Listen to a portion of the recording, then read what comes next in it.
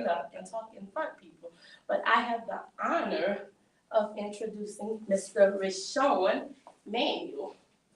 So I first started following Mr. Rashawn with Hear My Heart podcast.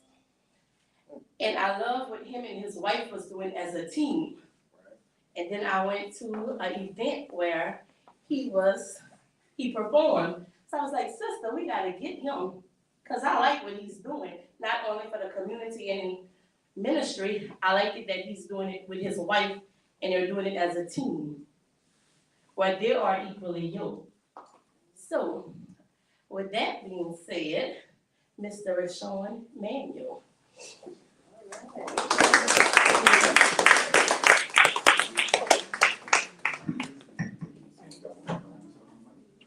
Need a mic? I'm loud. I don't think I'm gonna need a mic. I tend to get a little loud, but if y'all need, do I need a mic for the recording purposes or? All right, we so that's this gonna work? Yeah, that's gonna. Yeah. Cause I tend to get a little loud. So all right, they told y'all my name is Rashawn. Rashawn, I go by Rashawn Emmanuel. All right, so some of y'all parents know me, some of y'all don't know me. So like she said, so I do the podcast. That's one of the main things that we do. We do Hear My Heart podcast, me and my wife, and that became our go-to. Like it was a way for us to speak to different people and just be transparent about where we at in life. Because a lot of times people, these tough conversations, we don't mind having them. So we have these tough conversations and talk about stuff that people don't normally want to talk about, and it'd be funny, everybody be laughing, and it'd be transparent. So that's one thing. But rewind, like here we is, like me and my wife been together now since 2009. It's like about 15, 16 years, I think that's about, somewhere in that range. My man ain't the best. So 16, look, ooh, we got a Matt scholar in here. All right, so we've been together, but if anybody know, like my wife is super reserved, super behind the scenes, don't like being in front of no camera, don't like being, like I'm the one that outspoken and she in the corner somewhere hiding. But that's the balance. But now we in the shift where he's using both of us, and like she's not here tonight because my little girl and them won their championship game and they had a game tonight. And that came about Thursday night when they played. So you know, that's why we're not here, because I do everything with my family.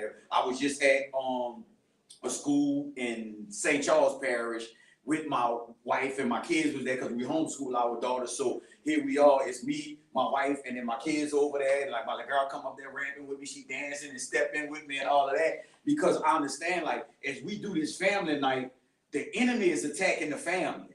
You know, like, here we are, you know, and it's great. Some people have blended families and some people can co-parent great, and then some people can. And my testimony is I went through a rough co-parenting situation. Now here my son, 20 years old, is finally getting better, you know, but so the enemy will use that, and a lot of times we give place to the enemy because we start a family outside of God's will and his instruction on the way he designed the family to be equally yoked and being married, and you know, so y'all, we got some young men in here and all of that. So like that's why you spend time, and that's why you don't participate in grown activities with somebody that's not your wife.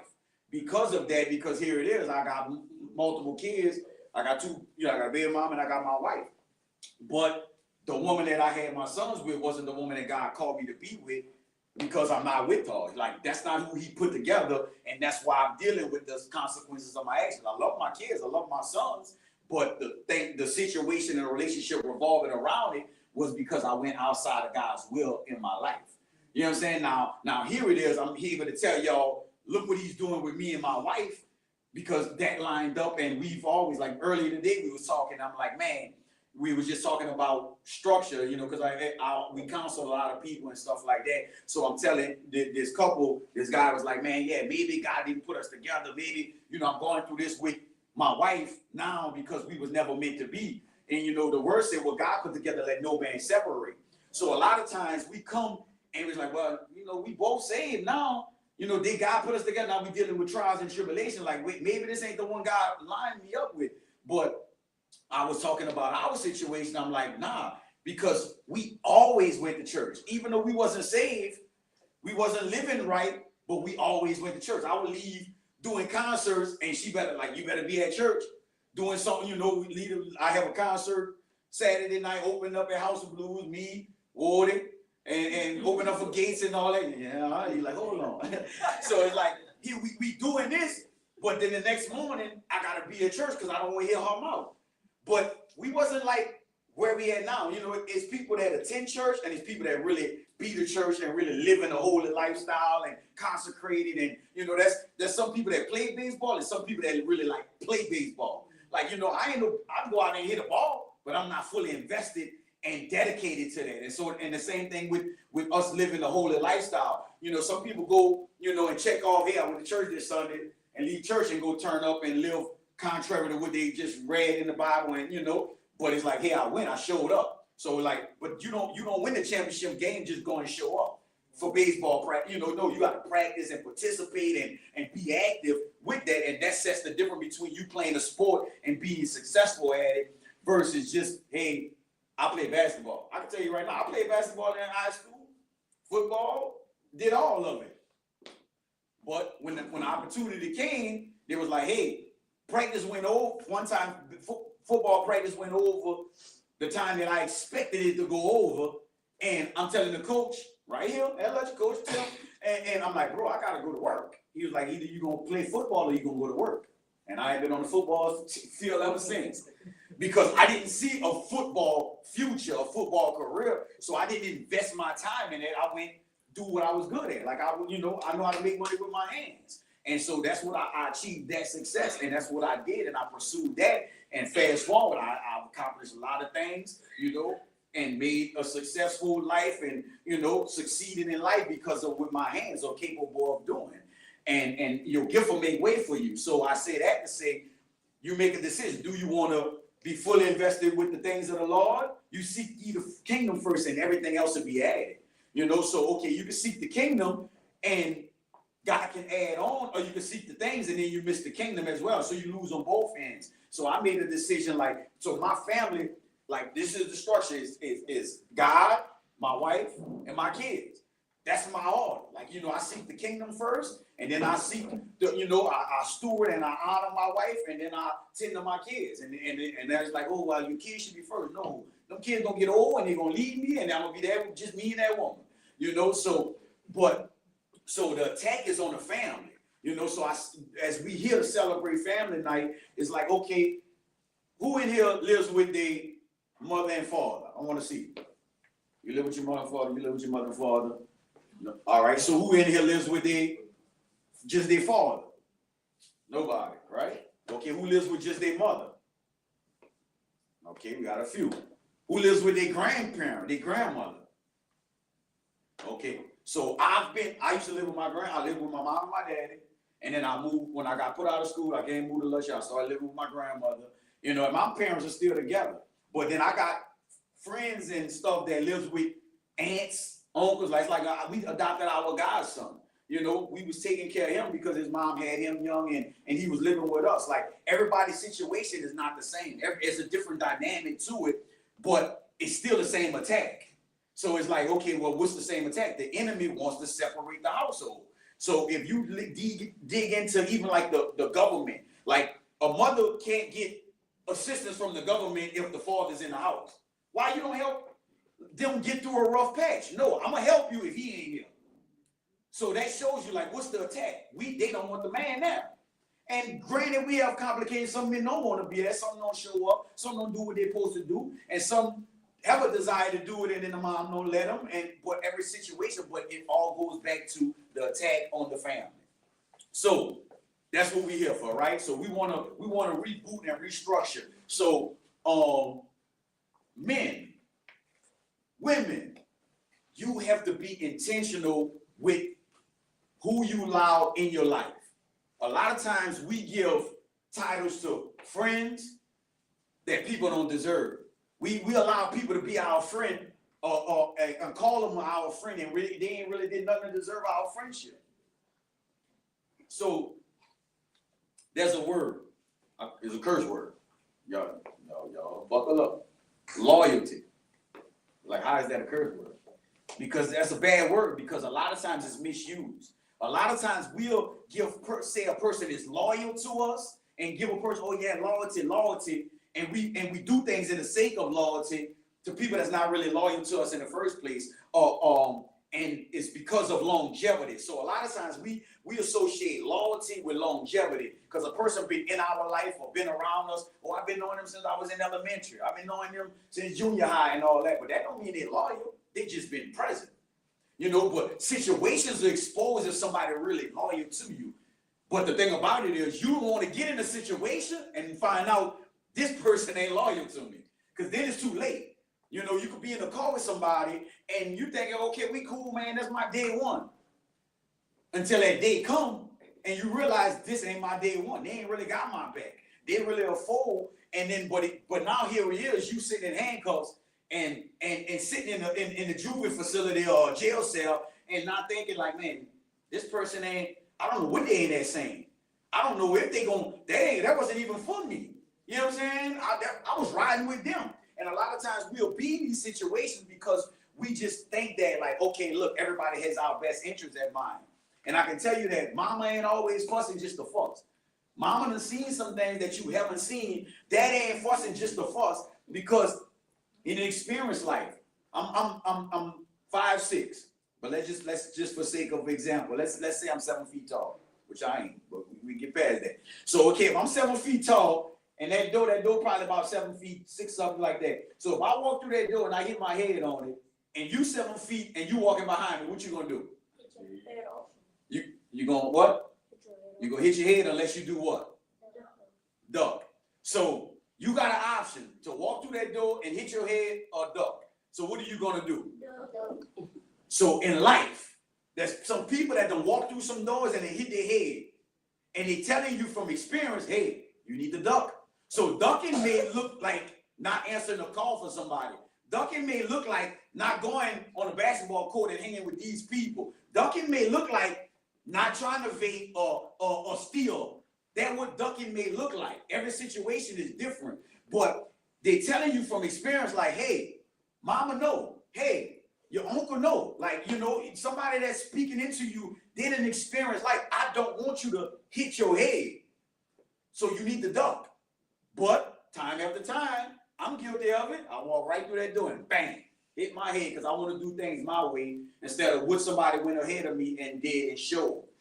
Because that's you know, because we always think like, man, my mom used to always tell me, hey, here it is, I'm 15 years old, hanging with my brother, them 21, 22 years old. And if I'm not with my brother, I'm hanging with my brother friends.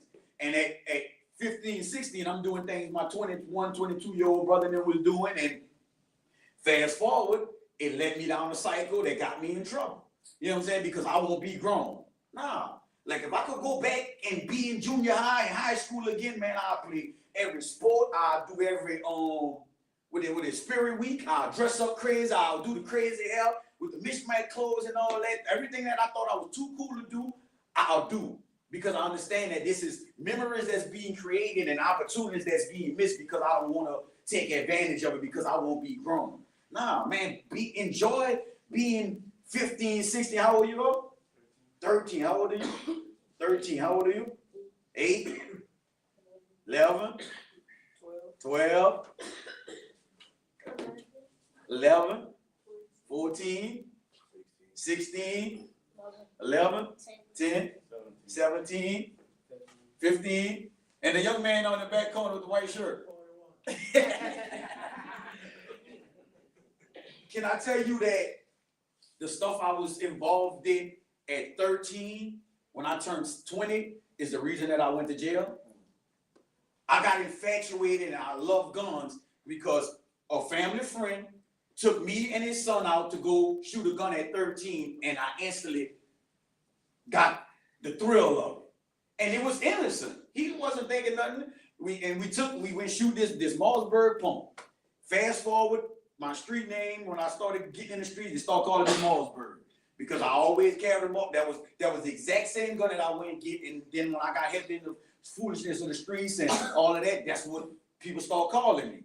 But it was something that I took a part in when I was 13. So here we are, 8, 11, 15, 16, 17. The stuff you do now has the ability to either affect your future in a positive way a negative way. It's like, well, I got time to get it together. No, you don't. Especially now, like just being honest, like you don't have like the way the world is structured now and all of that, man. You can make a decision right now at 15 that'll cost you everything. It's to the point now that these new laws are in place. At 17, they want to charge you as an adult. So now here it is, a 17-year-old gets sentenced the same way you were sentenced a 50-year-old or a 30-year-old. You're not making decisions based upon your cerebral cortex, and your brain ain't fully developed to the point where I'm thinking like, man, at 15, I'm 16, if I make this decision, man, I'm gonna mess up my whole life. Nah, at 50, you're gonna be like, man, let me be wise. Let me make some, you're really thinking about the decisions you're making. 16, 17, you're not thinking there's consequences to your actions. You're not thinking about, okay, if I'm in the store and I see this cash register, they got money just sitting on there, man, I'm gonna just grab it. You're not thinking, man, these people, I can go to jail behind this. You know, they got cameras. Ask me how I know, because I was 15, 16 years old, and I went to pay on the layaway at this place called Buckle, and I went there, and they had, when I walk up there to the counter, they got money sitting on the dresser, not the dresser, sitting on the counter, and I grabbed it and I put it in my pocket. And then I proceeded to pay on my layaway. So now they calling the number and trying to lock me up because not thinking like, hold on, if I was a good criminal, I would just took it and left. But I wasn't a good criminal because I ain't never was no thief. And so what I took the money and then I used the money, some of it, to pay on the layaway. So now they didn't tag my name with it, so now they know who it is. So now they trying to call and lock me up and all that. They call it, and then so it got to the point when they called my phone. I gave the phone to my dad, and my dad interacted with him, and he was like, "Look, we're not gonna press charges on him. Just bring the money back." I ain't gonna bring nothing. My dad said, "No, I'm gonna go bring the money back." And so he dealt with it, and that gave me another opportunity. So, but had I been a career criminal, I would have knew how to handle that. So, but look at that, the potential that situation had, it could have really messed me up. Ask me how I know, because here it is. I don't know if some of y'all know, but I walked here, because I live literally across the street. Like the house with the garage, the metal building, that's where I live at. So I walked here. So about a year ago, little boy, you know what I'm saying, about 16, I think he was about 16 at the time. I had my golf cart parked at the head of the road because my brother-in-law was supposed to come get my golf cart and go to Lamar Dixon. So I ain't thinking nothing of it. My wife wake up 2 o'clock in the morning, golf cart, gone. Say, look for me. Little dude, 16-year-old, he was like, man, I was walking and I just saw it and I just wanted to go ride in it. He literally went ride in it and came back and parked it back. But in that window, we woke up, called the police, it wasn't there. And then when I went outside, I went and used the bathroom. And then when I'm walking outside, I saw him breaking out, running. And I hollered and I was chasing him. And then, you know, the enemy was playing with my mind, like, you ain't got to chase him. You got to stop him, because I walked out, like I was going to see if I could ride around and see if I could find him. And I happened to have my family protector with me. You know what I'm saying? So I could have easily done it now, but that wasn't what, but the man of God in me was like, nah, calm down, turn around and go home. And I did exactly that. I didn't let the enemy play with me, and the old version of me would have picked him up right where he was, because you in my property, you in my yard, but the man of God clicked in. So I'm transformed by the renewing of my mind. So it's like, no, you don't respond the way Mossberg responds. You don't respond Jimmy Burke way. No, you respond like the man of God that you are, Rashawn, the man God created you to be. So boom, that happened. Fast forward, never found him, and I did what I always knew how to do. I hit the streets. I sent the APB out, find him. My little cousin, they were like, hey, I found out who he is. You want me to? No, I want to talk to him. So you want me to be? No, don't touch him. I want to talk to him. So I get on the phone with his, and then come to find out I knew his mom. So now, because this is the family, this is what we hear now, family night, right? It's about community. People always talk about it takes a village. Now you got an option as a parent to either let your child get disciplined this way, or let the parents wanted to deal with him, because he had left a cold drink can on it and everything. They wanted me to turn him in. I'm like, nah, I'm not doing none of that. I got it. And if he don't do what I need him to do, his mom don't do what I need him to do, Cool. Then y'all can have him, but I'm gonna give him my opportunity. I'm gonna give him a second chance the way I was given a second chance at 16. So I wind up talking to his mom, and she was like, "Oh, how you know that was him and all that?" And I'm thinking it's about to go all the way left. How I know that's him? Because I sent out my APB, you know, because I did, like, I'm gonna tell y'all. I'm gonna back up. I'm gonna back up. So I've always had a reputation. You know what I'm saying? And sometimes we become a slave to our name in the streets. So I in pride, to be honest and tell y'all, in my pride, man, that's my golf. Man, nobody ain't touching nothing for me. They know me. But no, they don't know this version of me. They know that version of me. And that version ain't this version. Nah, man, you can have it. I ain't tripping. But before it was like, yeah, we gonna gab with the gab. You know what I'm saying? So I was still walking around like that, like, man, nobody ain't gonna touch nothing for me. They ain't gonna play with me like that. And it is this 16-year-old, he don't know me. He don't know nothing but that version of me or nothing like that. And then, you know, these YNs, they be on some different type of time. You know? They don't respect nobody. You know? So I'm like, all right, boom. It happened. So it's like, okay, so I still connected. So I sent the word out. So now here it is. I'm fast forward. I got the opportunity to speak to his mom. So she was like, well, he was down there because he don't even live down here. He was visiting. So I was like, well, he was down here. So you know what? Let me go look at the camera, run the cameras back on my mom, and let me see if he left. Sure enough, he left. But I hadn't already knew he left because I done found his social media and everything. Man, I used to be a dog. You know what I'm saying? So when they told me who they thought it was, I done went found Instagram. I'm looking at pictures on Instagram compared to what I seen in my yard on my cameras. I'm like, yeah, that's the same shoes. And okay, he had the mask on his face. I see the Burberry scarf that he had on his picture here. I know this is him. So talking to mama, so she like, you know what? That is him. She said, so what you want to do? I say, FaceTime. So she told him, confronted him. He ran away. Boom. He went missing. So the next morning, about 7 o'clock in the morning, I get a FaceTime. She was like, he back home. You want to talk to him right now? I'm like, yeah, put him on the phone. So I'm talking to him. I'm boom, boom, boom, going in. I'm like, bro, like, how you want to handle this? Either we could, when you come back in town, soon as you get here, she dropping you all by me. Or soon as you get here, you go in the comment. How you want to play it? You got an option. Either we could do this my way, and let me mentor you and let me talk to you. We can do that my way, or you can do what you want to do and let the people deal with you. Fast forward, he started coming whenever he come in town. I used to get him, and he came to a concert with me, one of the Christian concerts. He came to that with me. Then he came to feed the homeless with me for Thanksgiving. We did a feed and all of that. And so I'm saying all that to say, he was like, okay, yeah, well, what about that? So now here it is. He started playing baseball. He graduated high school in, I guess he graduated early. So he graduated in December or whatever. Now he didn't graduate. And then now, literally, he just got out of boot camp. He in the service. So he enlisted in the service. He just got out of boot camp. I was messaging him the other day. I'm like, bro, I'm so proud of you. But that was one defining moment because I asked him why he took the golf cart.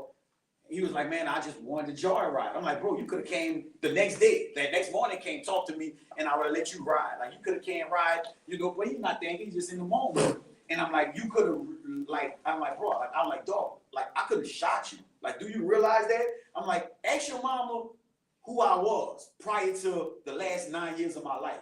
You know what I'm saying? So, like, you played a dangerous game, and then on top of that, you got away from all of that. But then you had an opportunity to go to jail because your DNA is on this Sprite can that you drinking this cold drink and you left it on the golf cart. But I'm like, well, why you brought it back? Because he brought it back to my house. He was like, bro, it was nice. And I didn't want to let you, that I didn't want your money to go down the drain or go pocket anywhere. So now I'm like, okay, I got something to work with here because he got a conscience. So, okay, you just made a bad decision. You got a good heart, a good conscience. Like, let me see what we can do and build off it. Now, fast forward, he just graduated from the academy or whatever, boot camp. He in the military now and all of that. So, and I know they gonna discipline and teach him his structure and everything because he don't have his dad. His dad died when he was young. So he don't have that male figure, and his godfather is trying to help and do all that, but he live out of state. So he don't have nobody here. But the one person that stepped in and tried to help him and I was able to help him, and we see the fruit of it along with his mama, like superwoman, like doing what she can. But a woman can only raise a man so much. It's only so much she can do because we can only recreate who we are. So how can a woman recreate a strong man when she's not a strong man? She's a strong black woman, you know what I'm saying? Or a strong white woman, or strong whatever the Spanish, whatever the case may be. She can be the strong woman, but it's hard for her to raise a strong man. She's gonna do a great job, but she's still missing. They're still lacking. You know what I'm saying?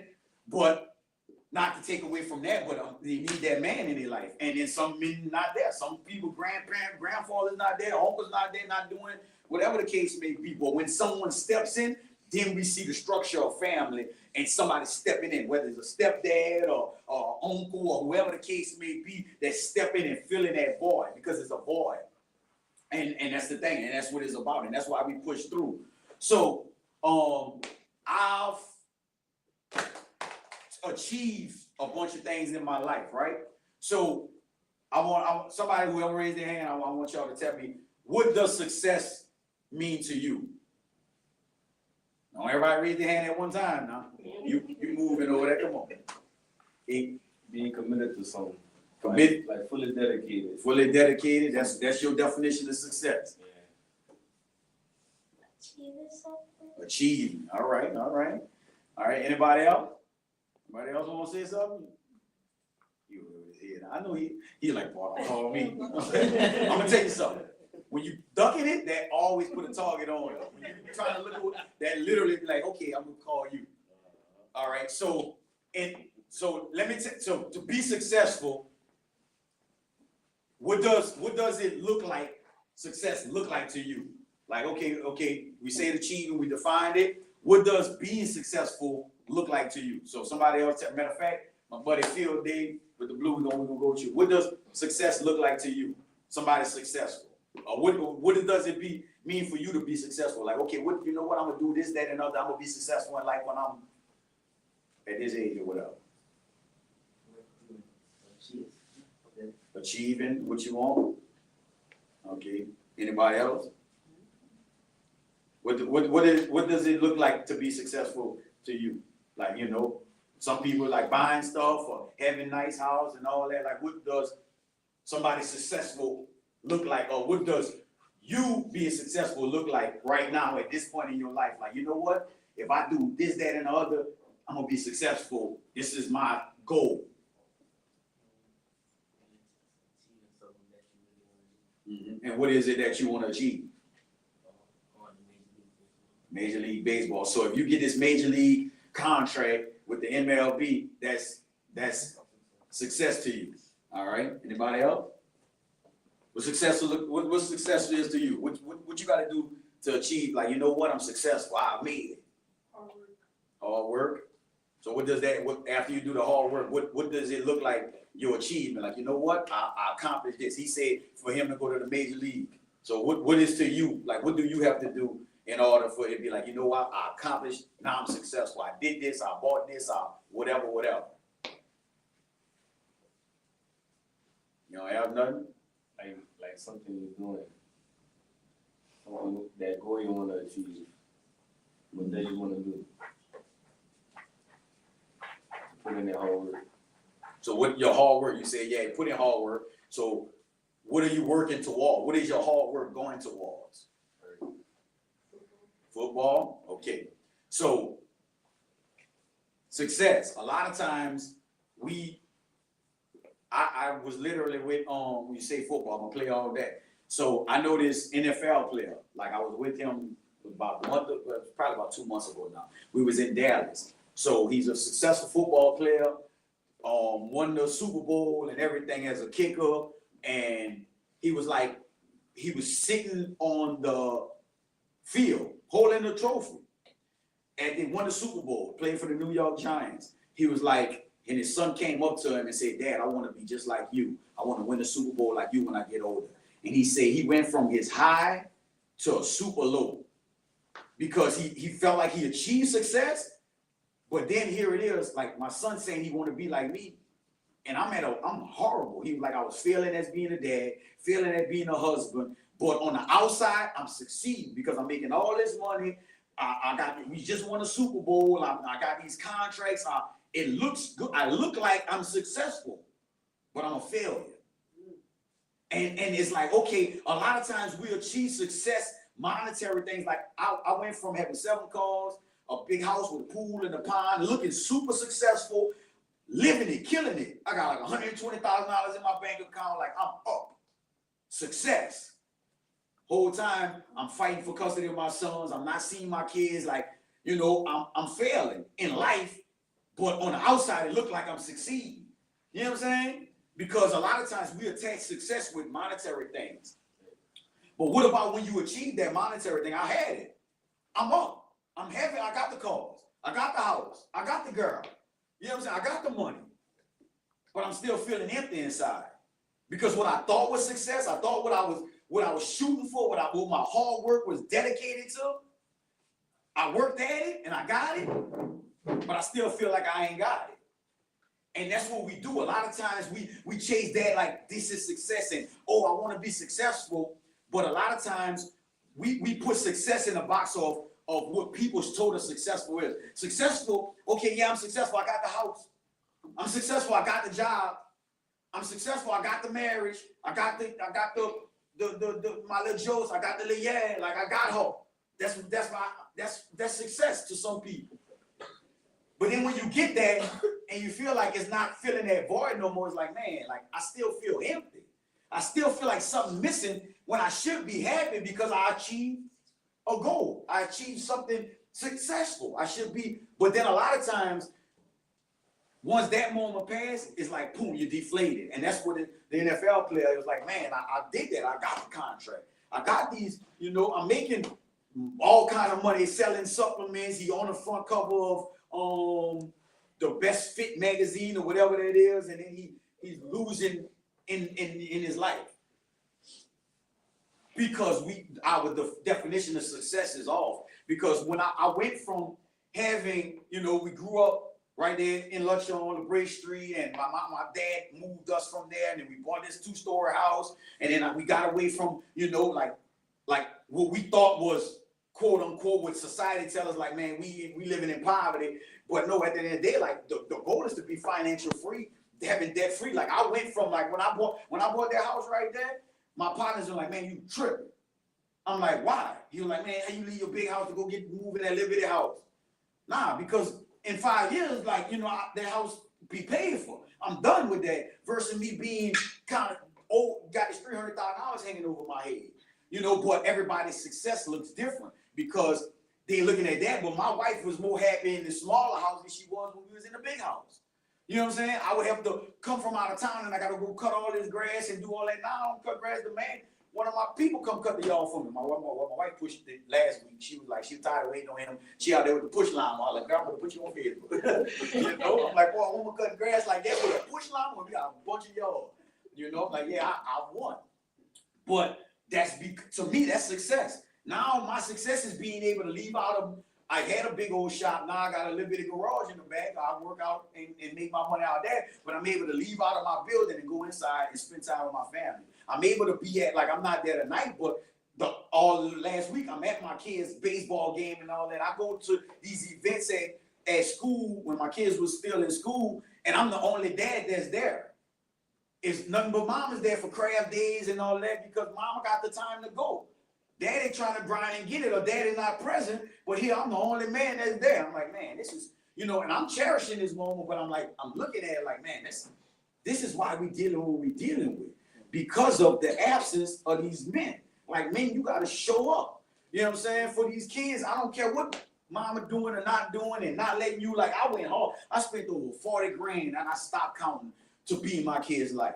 I'm hiring private investigators. I told you I'm on it. One time, my baby mama sent me a picture of my sons, and that's why y'all gotta be mindful, y'all, what y'all doing, taking it with these phones. She sent me a picture, and it had a location on it. And what I did, I went to that location, and I saw her car, and that was it. I went with my move. But because of that, but I was active and I was passionate because I wanted to be in my kid's life, and that's the difference. So, success. We talk about success. Now, the word says you leave an inheritance for your kids and your kids' kids. So successful and wealth So what does wealth, people like, being wealthy, what does wealthy mean? Being wealthy. You got a lot of money. That's when we go to wealth, right? So let me give, I got the actual definition. So let me give you the definition of wealth. I wrote it down. So wealth, an abundance of valuables of possessions and money, right? So that's having a lot of money. We instantly go to wealth being monetary. That's what it's defined as. But then there's a phrase that says health is wealth. There's there's millionaires that need a lung right now, need a heart right now. There's like this what's his name? Rockefeller, this Rockefeller man. One of the richest people in New York and all that. Man, that man had like 5 heart transplants. Because he could afford to do it, but he still was dying. He constantly kept putting a new heart because he didn't have health. There's people that's on their deathbed that will pay anything to be able to get out of that bed, but they got money. So if you feel like right now that if you had $1 million, you would be happy and good, you could change your family and everything. Anybody feel like that? Raise your hand. Raise your hand. Raise your hand if $1 million right now change your life. I ain't no hand raised. I might have $1 million. I might be about to write you $1 million check. Yeah, you need two. Raise 2 of my hand. Yeah. So. Yeah, give me that. So, do you know that millionaires have blown their brains out, committed suicide? If you think like, why would you kill yourself if you got all of this money? There's an old phrase, more money, more problems. Mental. Come on, kid, she on fire, okay? So your daddy is teaching you something. I thought I had to question that for a second. Look, grandmother just did a grandmother. Yeah, oh yeah, I do. Grandmother teaching. Yeah, but that's different. Like I'm gonna do this way. You over 50? 74. Okay, because some of you go to talk age. So 74, what to be 75? See, that's the difference because here she got a 74-year-old grandmother that's active and pouring into her.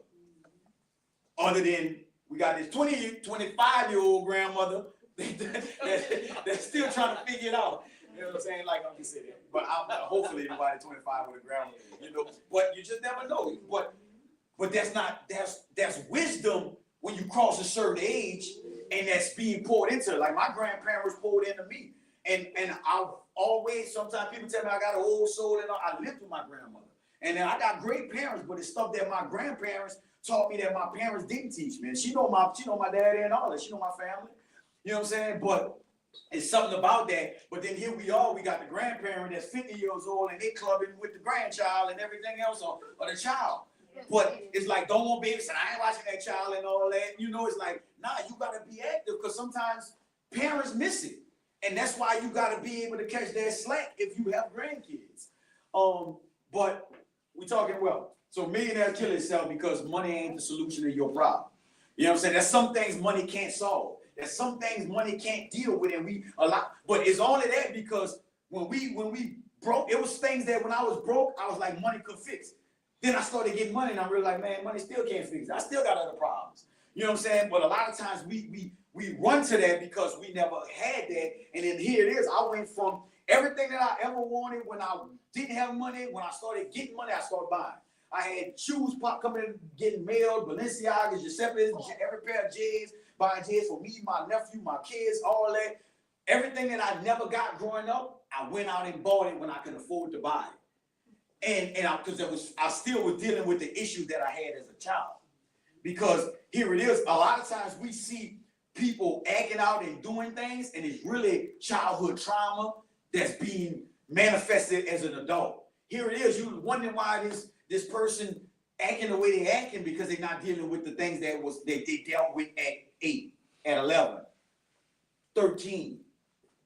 I was molested at 11 and I didn't realize this is why I went from woman to woman and all of that because of what happened to me at 11. You know what I'm saying? And then fast forward, here it is, I'm 12 and a family friend do some stuff to me, and then I got me questioning like, man, just a dude didn't penetrate you, dude touched you. Now you know, are you gay? No, I'm not gay. But at the end of the day, like, these are things that I dealt with as a child, and then now I understand why I deal with women the way I dealt with women up until I got saved and I handed my battle over to the Lord, because there was things that I dealt with, and it wasn't until like literally like one of the situations I suppressed it so long that I didn't even really realize till like a year, like, you know, not a year, like a few months ago when I'm in Dallas and this man sharing his testimony, the NFL player, and it was like, hold on, I'm dealing with that, but I felt like I got my lick back, but it's really because of I wasn't protected in the way I dealt with aggression. I was always so aggressive because I never put myself in a position where I'm vulnerable again. So now I became to be this violent person because nobody gonna play with me. I ain't nobody gonna play with me like, you know, like that again, or put myself to be vulnerable again. And so I became to be violent. And the way that I dealt with women was because of stuff that I dealt with as a child. And then fast forward, so now you look at adults and they dealing with stuff the way they act out, and whether they get on social media and they rant or they deal with this, they jump from this relationship to that relationship because it's a cycle, and it's stuff that they was exposed to because they watched daddy go from woman to woman and got 10 different children across this one and that one, and you can't date her because that might be your sister and it's a family secret and all this you don't know. But at the same time, it's like these cycles and stuff that you begin to see, and it's all because of generational curses, and it's all because of what's rooted and what hasn't been dealt with. Because there's a phrase and there's a saying, whatever you don't deal with, you're gonna leave for your kids to deal with. So the issues that I had, if I wouldn't have dealt with them, I got 2 little girls that I have to deal with that, or my sons would have to deal with that because I wouldn't break those generational curses. And so we got an opportunity now that we can get ahead of this. Y'all young enough where we can tell our own stuff and retrain and show y'all a different way and a different perspective on how to approach life. And yeah, ain't nothing wrong with being successful, but understanding this is my definition of success. This is my goal. I don't have to account, well, you're 25, you got to be married at this, you got to have a house. And man, your story don't have to be somebody else's story. If you got a loving mother that's going to be there for you and let you go to college or let you put yourself in a position, or whether you won't go to college or not, I don't push college on nobody, because I went to college because I had to go to college, but I spent 5 years in a 2-year college because I ain't got it all up there. You know what I'm saying? And now I'm the mind of Christ. I wasn't the best reader. I got to read things 10 times before I understand it one time. That wasn't my strength. But my hands, I was good at with my hands. And my mama tell you, even when I was homeschooled, I may not grab it, but anytime I did something physical and I actually did it with my hands, I learned it. But if you just tell me to read this and all that, it's going in one ear and out the other, I'm not going to comprehend it. You know, yeah, I was telling my sister, I'm like, man, I'm in Bible college. Boy, I failed my first test. And I'm living the Bible. I'm active. Boy, I felt horrible. I'm like, man, how you fail your Bible college class? Test on me. Well, I ain't fail the class. I would do that in Jesus. But so I wind up failing my first Bible test. But then here we are. I had to do a retake on the test. And then as we go and do the retake, I wind up meeting somebody because I went to a store to make a copy, and I was able to pour into somebody. So me failing that test put me in a position to where I had to really like take it more serious and lock in. But then it also put me in a position while I'm way in Dallas going to make copies to be able to connect with somebody and pour to them, because they dealing with stuff that I dealt with as a child. So now here I am able to minister to them. So everything, there's nothing that's wasted. Nothing that we do is in vain if we do it unto the Lord and God, let God do it. But I'm saying that to say you may not be the smartest, you may not be the brightest, but what I do tell you is you better make something, you better learn a trade, you better get active, you got to do something. Whatever you good at, whatever you love to do, that's what you pursue. I love cars, and that's what I made a living off of, messing with cars. You know what I'm saying? So, yeah, you got to do something. I'm not telling you don't go to college. I'm not telling you don't learn trade. I'm not telling you nothing. But don't let people put date limits on you. Like, man, you can't do this. Like, man, I had people when I opened my body shop that told me don't do that. Man, why you turn that job down? Why you? Man, I'm going with my move. I can always go get a job for somebody else, and I always go work, but that's something that I felt like I wanted to do. And I did that, and I was successful with it until God called me to walk away from it so I can do more things like this, to be able to be, I control my time and make myself available for God and God's people. So that's why I can go to, I went to 2 schools last week. I got to go to 1 this week. You know what I'm saying? But I make myself available. And it's Thursday, not Wednesday. So I got to go to the school Thursday, but I'm available because I'm not confined to, oh, well, you should have this, that, and the other. You should look, this what your success should look like. And I understand that my time, like I can sell this company my time and be there 40 hours and all that. Or God has graced me, because even that, like some people have to go on their job and God uses them on their job. So I'm not talking against somebody going on 9 to 5, but if you're there, make the most of it. And if you don't like being there, you're probably still there because God going to use you to do something there, and you got to get past that test, and He's going to let you go into a new season. So you got to be active. So ain't nothing. I'm not talking like I stayed with my mom until I bought my first house. I think at like 27. You know, but I lived with my ex. We had a trailer and all of that, and I left her, and I left the trailer. I signed the code and everything. I left everything. I'm gone. I went back home to my mom at 27 years old. You know what I'm saying? Living with my mom. I was like, okay, come on. And I did that. And I picked myself up, got myself together, got my life together. And then fast forward, me and my wife wound up buying a house together, got married and everything else. And I'm moving forward. But we have this issue where, oh, you still live with your mama? I can live with my mama as long as I'm helping her and pushing her and I'm getting myself together. You know what I'm saying? I'm active and I'm actually pursuing. Or I could go live with this woman, check up with her, and pay her bills. I can help my mama get on her feet. What's the difference? So, okay. But society will make you feel like you failing because you put yourself in position. No, I'm regrouping. I'm not failing, I'm regrouping. You know what I'm saying? But y'all got time. Y'all got a little time on y'all hands. But take advantage of this time. Don't waste your time. We got to be a good steward. Like stewardship. It's like, what's steward? That means taking advantage of it. Right now, like, man, I literally at 16, 17 years old, I'm helping my mom to pay $1,000 house note. Because I've always been good at making money, legally and illegally. So here it is, I'm making money. I bought my first car at 15. I ain't had no driver's license. You know what I'm saying? But, and then it wasn't until now that I can appreciate that. Because my daddy sold me my first car. I'm like, bro, how you gonna sell me a car? But what he was showing me is something that I know now. He was showing me if you want it, you grind and you get it. Here he is, my son right now, he's 20 years old. Just got his first car. And I ain't buying for him. Granted, his grandmother bought it for him because I wasn't buying it. But he's been doing everything like, and the reason I wasn't buying it because we still had this little friction with the co-parenting situation, and so it's like, I'm not buying you no car for you to, stay with your mom and don't come see me. No, I ain't doing that. I'm gonna buy you a car. I feel like a duck. Even in tricking. So I'm gonna say this. Even a woman that's trying to take advantage of you gonna give you some time to get the money or get whatever they need. So I'm like, if you want me just to buy you and spend this money on you and I don't get no time. So I say that to say he got his car and I now he's able to move the way he won't move. He was over here last week, he was with me. And he been coming so much, I'm like, man, if I would do that, I would have helped him get a car. I would have matched his money or something, because I didn't know. But I'm not doing it. But now I've been able to help him get his little car together. I've been helping. He was like, Dad, you gonna help me put my headlights on? I'm like, yeah, come on, let's do it. So I helped him put his headlights on. He went to get his windows tinted the other day, and I dropped him off. And I ain't tell him I was gonna help him.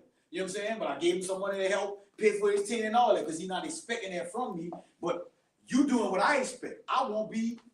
Let's do some stuff together. Let us spend some time together. He came to Texas with me a couple weeks ago and everything. So I've been like, yeah, let's turn up.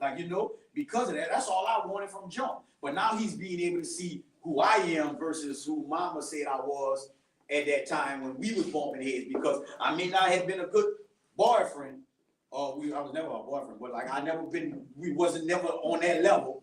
But I'm good at being a daddy. Just because I failed at being your man don't mean I failed at being a daddy. You know what I'm saying? But that's a whole other conversation. But family, we got women. I'm not talking to you. I'm talking to the ones on the live feed. y'all can't hold that man. Let that man be a daddy just because he failed at a boyfriend or husband or whatever. Let him be a dad. You know what I'm saying? Hold him accountable. And if you missing them up, tell him, hey, show up for your son. Show up for your daughter. But you don't be the reason that he don't show up. Live feed. I told you nothing about women in here. But yeah, because we talking this family night, right? So let's build up the family, because let's co-parent, let's do whatever we gotta do to make sure our family structure, whether it's blended or not, let's get it together. Let's take back what the enemy's trying to steal. Friends. Okay, I've been talking a little while. Y'all good? Y'all rocking with me? Y'all still with me? So a lot of times, so we talk about success, we talk about wealth, and a lot of times there's another phrase. I've been hitting y'all with a few quotes, right? So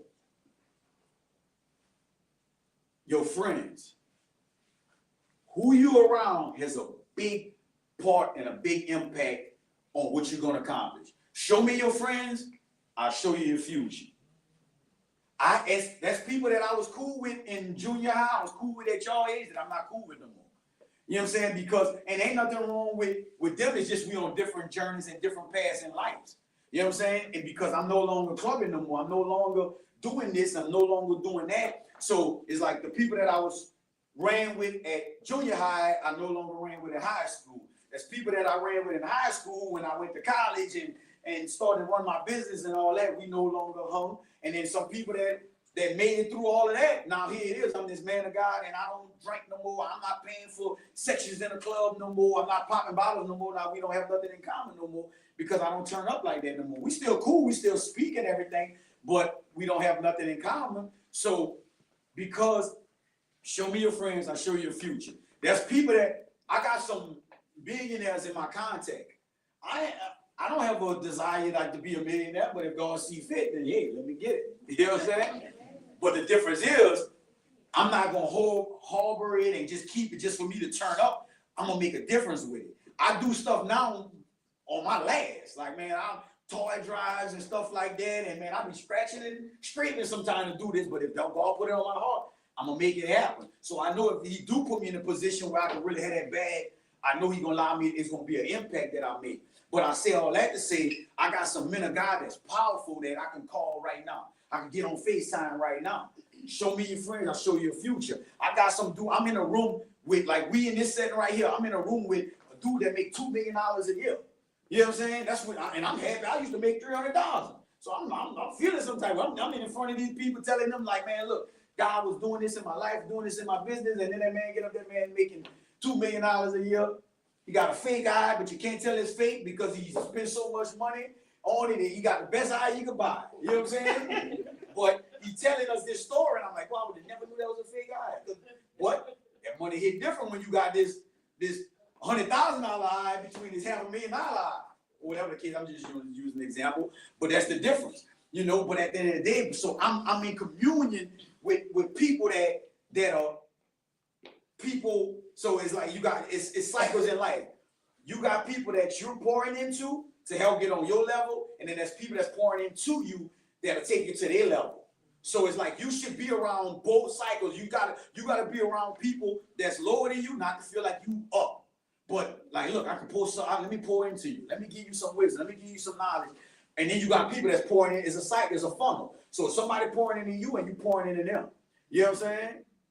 But not just pouring in, it stops with you. No, that's why there's people that pour into me in these settings, and that's why I'm here to pour into y'all, because there's people that pour into me, and I hope that there's somebody, your little cousin, your little friend or whatever, you like, man, you know what, I went to the library, and this dude talked for an hour straight, but I did take away something. And whatever your takeaway is, that's what you take away, and you tell them that, and you try to show them and help them, because at the end of the day, we all getting help, and we should be helping. That's what this is, a cycle. You either making a difference or you being a part of the problem. I was part of the problem, now I want to be part of the solution. I'm back. I ain't gonna come back to Luncheon for nothing. You couldn't pay me enough money to move back to Luncheon. But God sent me back to Luncheon. And He used that house that everybody thought I was crazy from getting rid of So that's the only reason I moved back. Boy, that house was nice. I'm like, okay, cool. I'm gonna, you know, it makes sense. Let me go do that. I ain't had that house for a whole year. And God said, poof, that's it. No, I want you to walk away from your business. Now I gotta get rid of the house. I can't afford the house no more. Because my money didn't change. But he used that to get me back. Then we went moving an apartment behind Winn-Dixie. And that's a whole testimony in itself, because we went there and the guy knew me from my property that I owned on Belltown, because I was about to build a new body shop. And so now I went there and I'm like, man, I hope I ain't gotta do the background check and everything. And so we pull up, and the name of the street is Provision Street. But I was praying, Lord, I need your provision. I need you to go before me. Provision is like, you know, a way in.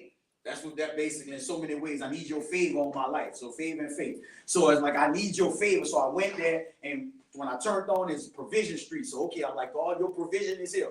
We left there with the keys to the apartment. I ain't had to do no background check, none of that, because at that point, I still had my felonies from when I went to jail.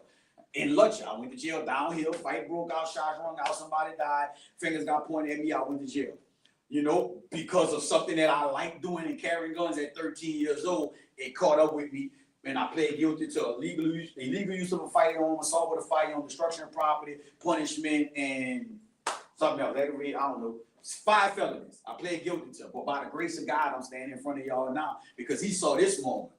Can I tell you that I got the sheriff number in my phone? I got the chief of police number in my phone. I got the detective. One of the detectives was here this morning, and he calling me. And when his number pop up, I'm like, because he wasn't working here no more. He went to another parish, but he came back he back working in St. James Parish. And I saw a unit pull in the library, and I was looking out my back window. I was making a smoothie, and the phone rang, and I'm like, man, I wonder if that's him. And so I answered the phone. He talking to me like, yeah, you know, he talking. He was like, yeah, I'm back. I've been back for about 3 weeks. I'm like, okay, cool. He's like, yeah, but I ain't got my old unit. I'm driving another truck. And I described the truck to him. He like, yeah. He like, why, you see me? I'm like, yeah, I'm looking at you at the library right now. And he was like, all right, well, cool, I'm gonna get with you and everything like that.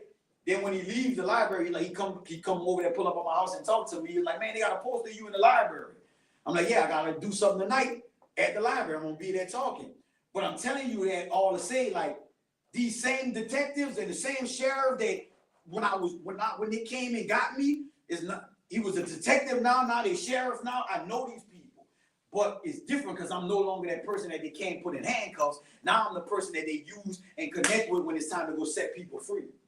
Because that's the difference. I broke the cycle. I'm no longer living a life of crime. I'm no longer tripping and falling victim to what stereotypes and what people say I should be doing or living up to a slave to my name. No, the word say that he'll make your name great. You know what I'm saying? He'll put you in front of great people. Your gift will make way for you. What are you good at? What are you gifted at? And what is you going through right now that can be your testimony? Okay, yeah, you know what? My daddy wasn't there.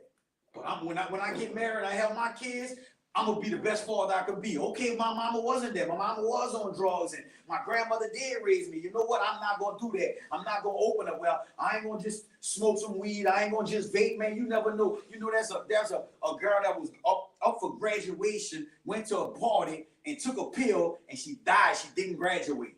Took a pill for her first time. Took a fentanyl pill. Having fun at a party.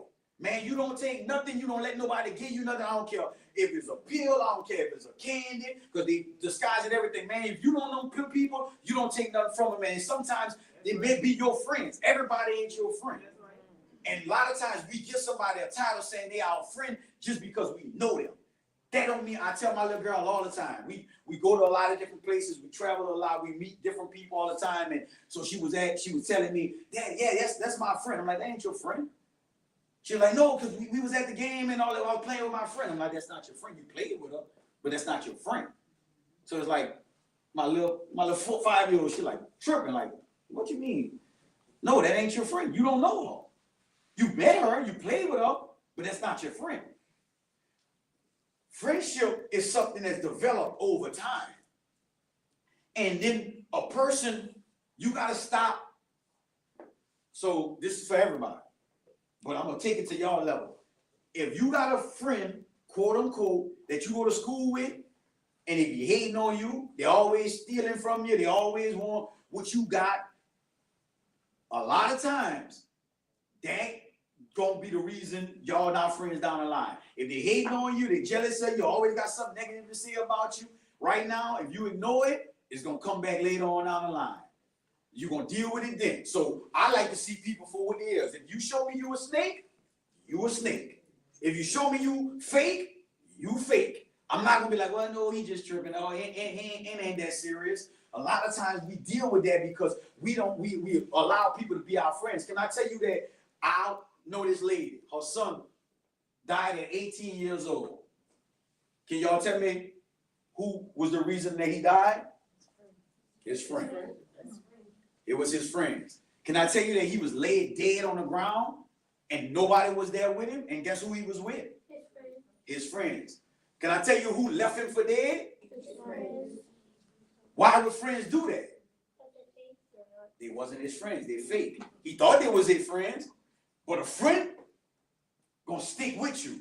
Brothers are made for time for adversity. When you going through life, that person that show up for you, when you feeling depressed and you talk to this person and they talk to you and they give you encouraging words, and when you can't talk to nobody else, but you able to talk to this person because mama fussing and daddy ain't there and you ain't got no food in the house, but this person make sure you got food, make sure you got snacks and not making fun of you because you're not able to dress down or not making fun of you because you're not able to participate in that. If that person look out for you, that's your friend.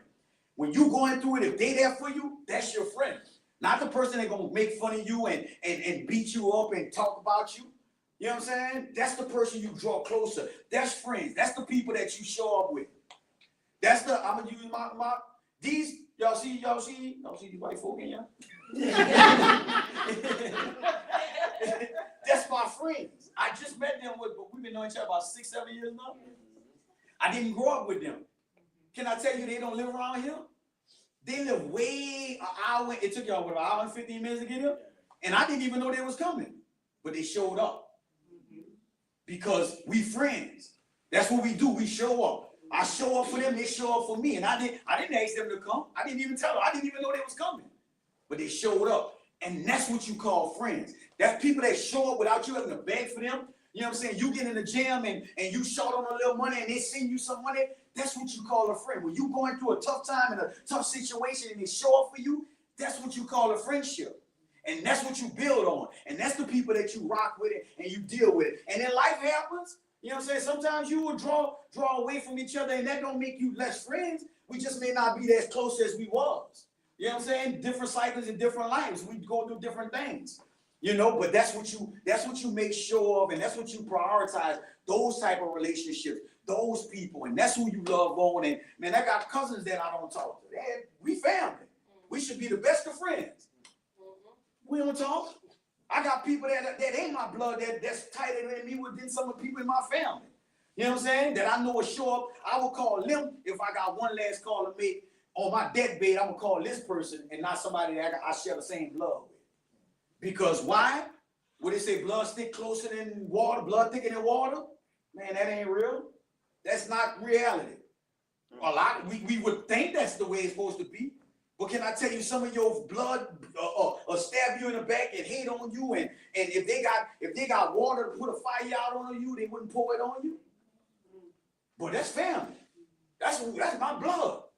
But then you got a stranger that'll take the water out of their hand and they drink and to pour out to put the fire out on you. Because they're gonna do whatever they can do to help you and show up for you.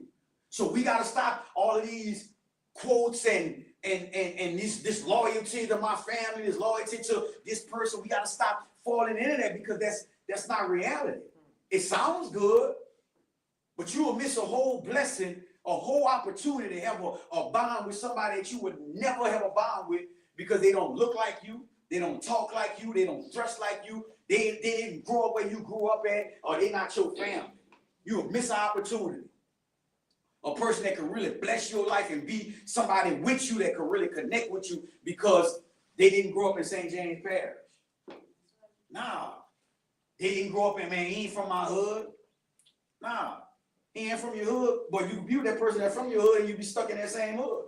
You know how many dudes that I went to school with that still ain't accomplished nothing in their life?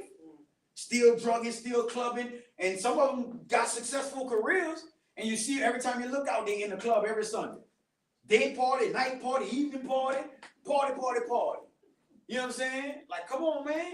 What are you doing with your life? But everybody's success story is different. Everybody's accomplishment and achievements and what they feel is what I'm supposed to be doing is different. But man, I want to know, are you going to do something that's going to not only affect your family, but it affect your parish and it affect the whole world? What is it that you love to do? What is it that you're good at? What are you going to make a difference? Because I didn't see this. I used to hate that. Look, he got more facial hair than me. How old is he? 16, 17? 17. He's 17. He got more hair on his face than me. You know what I'm saying? But I used to hate that I didn't. You know what I'm saying? Because I look super young.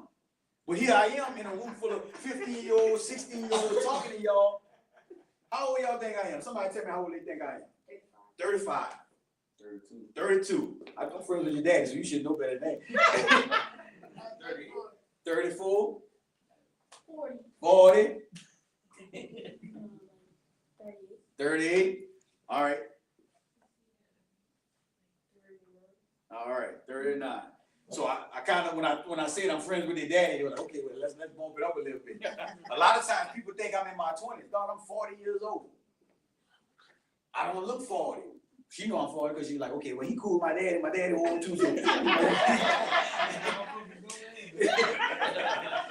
like, but now I understand that your gifting and your purpose is aligned with who you are and who you created to be. So now I'm able to come in these rooms and speak to these different age groups and be receptive and respond. They respond to me because I don't have a head full of gray hair.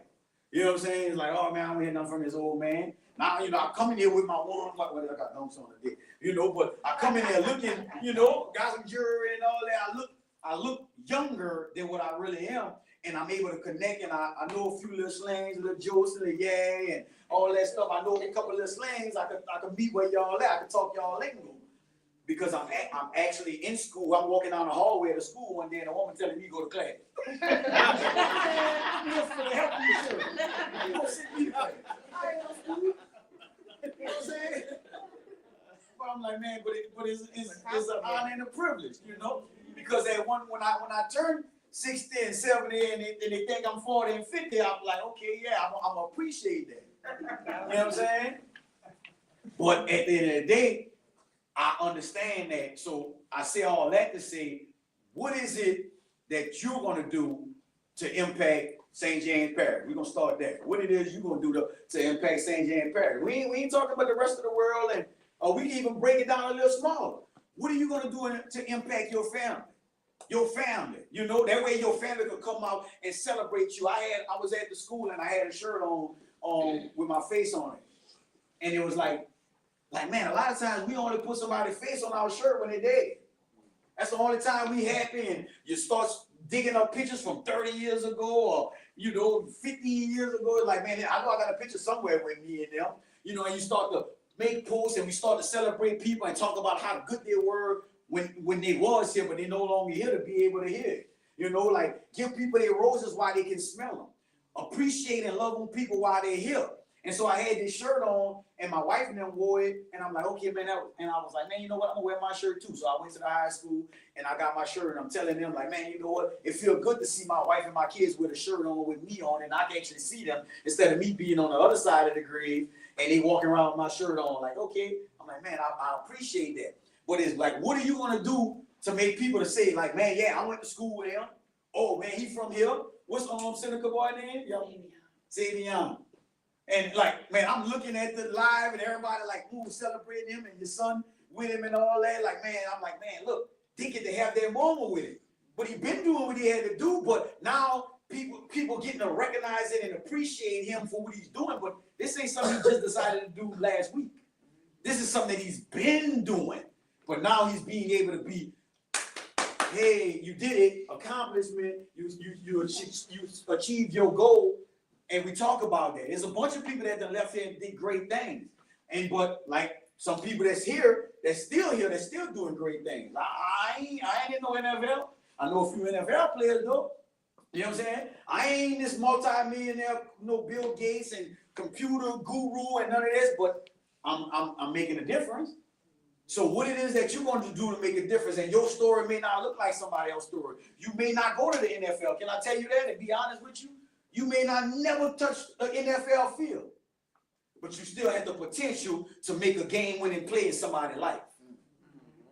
You may not, let me be honest with you, you may not never make it to the major league, but you can be major. And you don't have to have like, oh man, I want to make it to the league, and then when that opportunity is taken from me, now you doing drugs and you fighting depression because you didn't accomplish that goal that you had when God had a different path for you. And that may not just be your journey. You may be able to go coach somewhere else and make an impact in a student life, and that student going to be the major league. So by default, you're a major league player because you helped coach him, and now they made it to the league. That may be your story. But a lot of times we don't want that to be like, because we look at it like, man, look, this is what I want to do. Here it is. I closed my body shop in 2018. But one of the biggest shops in Baton Rouge, I told the boy who owned it to get into it. I told him, like, bro, like, you doing that custom work, get into the insurance work. He'd have bought a car from Floyd Mayweather and everything, making all kind of money off of something that I told him to do. I ain't got no big shop. And then fast forward, one of the boys that I mentored, he working at a shop in Prairieville, a big shop in Prairieville. He told me last week they delivered 28 calls. I'm like, boy, they working on it. They getting it. But he used to come to me every summer when he was out of school and be at that shop with me. When he had a spring break, he was at that shop with me. And I don't know what his future look like, but I see him in a great position because I poured into him. I don't have to have the big shop. I pay any calls for celebrities and athletes, and I know these relationships. How many of y'all know Fee Banks? Y'all know who Fee Banks is? No, right? All right, you know who Kevin Gates is? Yeah. You know who Young Boy is? Yup. You know who Mexican OT is? Yeah. Yeah. So y'all know these big rappers. Fee Banks is their manager. He's the one that put all them on. Quando Rondo and all these. He's the man behind their success. Lil Wayne, that's his best friend. I did business with him with calls. No, you don't really know who he is, but look at the people that he positioned. You know what I'm saying? Because he don't have to be in front of the camera and seen and do all that, but he's behind the scene making moves. So a lot of times you don't have to be the face. You don't have to be in the picture to be in the picture. Sometimes you gotta play the background. The reason I'm standing in front of y'all right now is because of a prayer that my wife prayed. Because she was praying for me when I'm sleeping, putting her hands over me, praying that I get it together.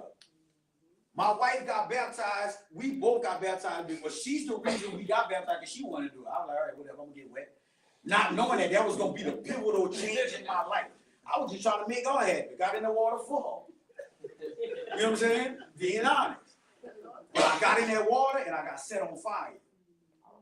My wife couldn't have kids. We got baptized, and a month after we got baptized, she found out she was pregnant with my first daughter.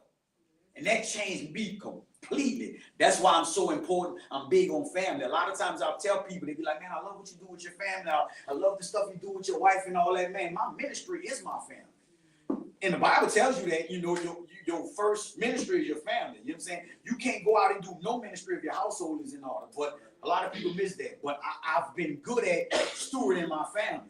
You know, but I say all that to say my family is my ministry. I got saved because of my wife. The Lord, and even in the Bible, it tells you how his ears are inclined to the prayers of a woman. You know what I'm saying? A lot of times we pray. I pray 2 times and it's over. Lord, you're going to do it again. You know what I'm saying? You know, but that woman going to have that persistency. She's not giving up. She ain't giving up on her child. She's not giving up on her man. She's not giving up on her cousin. You know, and they're not giving up. Man, forget it. It is what it is. You know, but I'm here, and that's why I'm so big on family, because I know my family is what saved me. Well, can I tell you that when I was fighting those charges, people was trying to give me a life sentence, and I pled guilty to 37 and a half years, but God walked it down to 5 years on probation. Can I tell you the prayer that I prayed to the Lord? Lord, if you allow me to raise my son, because my baby mom was pregnant with my son at the time. If you allow me to be in my son's life, I'll change my life. And I lied to the Lord. And so I wasn't able to be in his life like I wanted to, but I was able to be active a little bit. I saw him, but I went through it, and I felt like that was my punishment because I lied to the Lord, and I didn't keep up on my end of the deal. I told him if he allowed me to get out of this charge and be able to be out here on these streets, I'm gonna change my life, and I didn't change my life, and then I had to fight for my kids up until I changed my life. And it wasn't until I changed and became the man of God that I am today that I literally was able to start seeing my kids. So now I think, man, if I would have did what he told me to do back then, I could have been full-time and in my kids' life, and I ain't got to drive to Texas every other weekend or go get them for 2 days. I could have actually been involved in their life like I wanted to be, instead of being an every other weekend dad. But I was like, okay, that's what I got to do. That's what I'm going to do. And I did it faithfully. On the interstate, every Friday evening, going to Texas to get them. Every Sunday after church, bring them back to Texas. Because that's what I had to do. But if I would have did what God called me to do, I didn't have to do that. I could have. When I got saved, they moved right there to Dexter hand. And I was able to get them every weekend whenever I wanted to. Sure. A lot of times we look back like, no, just be obedient, do what God called you to do. Be the good child your mama needs you to be. Be active and be the man of God and the woman of God or the child of God that you are called to be. It ain't all like, you don't have to bump your head. Duck. I told y'all from that, I opened up with that, right? Y'all got to duck, man. Duck the smoke, duck the drama, duck the foolishness, and actually be who God created you to be. That way you don't have to go around the mountain. You don't have to make the mistakes. I posted something on Facebook the other day. I said, your mama don't deserve to go pick out clothes to bury you in. That was something that I told the kid at the school the other day. Think about that. I remember sitting in court watching my mama cry when the people was telling them about the time they was trying to get me. My mama ain't deserve that, man. My mama awesome, bro. She great. All she wanted was good kids. She tried to homeschool us and show up and take us to sports and do everything. I told her, I said, man, you lucky I ain't, man, my mama had me in gymnastics right there at Devon. I'm like, man, you lucky I'm straight. They don't got me with some little pants on. I'm like, man, you know. But she was like, I'm going to do whatever I can do to keep my kids right. You know what I'm saying? Now fast forward, my kids go to dance and my little girl, she do jump. And I ain't no boys over there no more. I was the only boy back when she started there. You know what I'm saying? But at the end of the day, that was a part of my life. You know what I'm saying? But I saw mama showing up. So your mama showing up for y'all, they brought y'all here. You know what I'm saying? Daddy showing up, like y'all, they brought y'all here. They didn't bring you here for nothing. They brought y'all here in hopes that y'all hear something that could help straighten y'all up. And y'all ain't got to be doing nothing bad. You ain't got to be a horrible kid to be a bad kid. You're like, okay, well, I don't get into that trouble, but you don't need to get in no trouble. Right. I ain't doing what they're doing, but that don't make it right. That the boy who stole a golf cart, he wasn't no bad kid. He made a bad decision. You know what I'm saying? But it could have changed the trajectory of his whole life. Thank God he went still a golf cart from a man of God that actually values these kids' life, because I really want to make a difference in their life. Had he would have went 2 doors down and stole that man that don't look like him golf cart, he would have been in Compton. Well, not Compton, they don't have no juvenile facility in Compton. He would have been in across the river, in Dawsonville, or in Revard in New Orleans. You know what I'm saying? But he came to me because I'm active and I want to make a difference. But it would have been anybody else, they probably would have shot him or anything else. So I say all that to say, you can make a bad decision that can alter your whole future and put you in a situation that'll mess you all the way up. So you got to be wise. You got to make wise choices. Think about what you're doing. Think about what you're saying. Think about what you're posting on social media. Think about, man, you can play in, oh man, make this bomb threat, and people gonna lock you up. Man, I wasn't serious. Who cares? You're going to jail. They care. You could be playing. That don't mean that. It could be just a joke. Just a free thread or clowning or whatever, and they take that literal. You don't know. So that's why you gotta make sure. And you just gotta be wise, man. You gotta make wise decisions. So I'm gonna start talking a hole in y'all head. So but before we get out of here, I wanna know what it was that you took away from the day. to make me feel like I ain't sitting up here and waste all my time talking to y'all. So I will give everybody opportunity to say something that stuck with you, or you know what, even if it ain't something that you could quote and be like, oh, you said this. It's just like, you know what, I feel better, I feel whatever. I don't know, just give you liberty. So we're gonna start with the people that got their hands up. So when you said Kids. No, you last. you said when the kid came to steal your golf cart, Yeah. and he stole it, but you said back then you would have like shot him or whatever, but you didn't because you transformed. That just shows like God transformed your life. Right. He lifted up, he shifted you. Right. And that kind of inspired me. Awesome.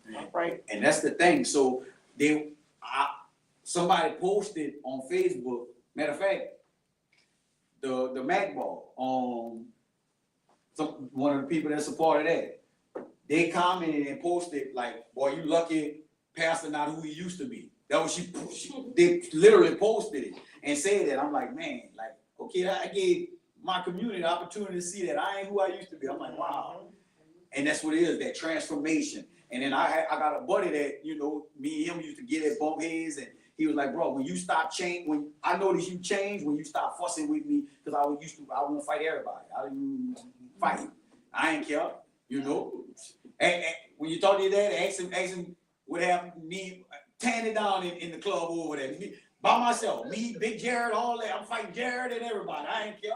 Now we all cool. Me and Lenore were fighting and all that. Cutting up, tearing it down.